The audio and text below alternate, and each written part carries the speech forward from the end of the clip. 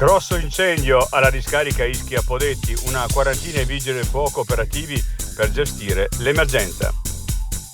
Ancora senza esito le ricerche del ragazzo disperso nel lago di Lavarone.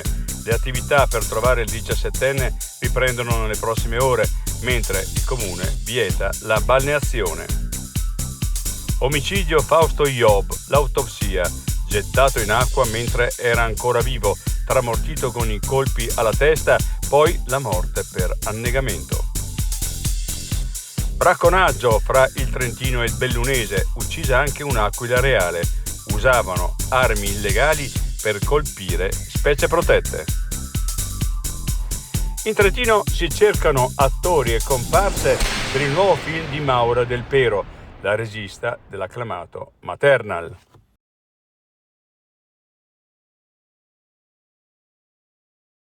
I difetti visivi sono tanti: miopia, astigmatismo, ipermetropia. Il pregio è correggerli con occhiali davvero glam. Con Glam Vision puoi prenotare l'analisi gratuita della vista e poi sfoggiare i tuoi nuovi occhiali che possiamo creare per te. Scopri di più su glamvision.it.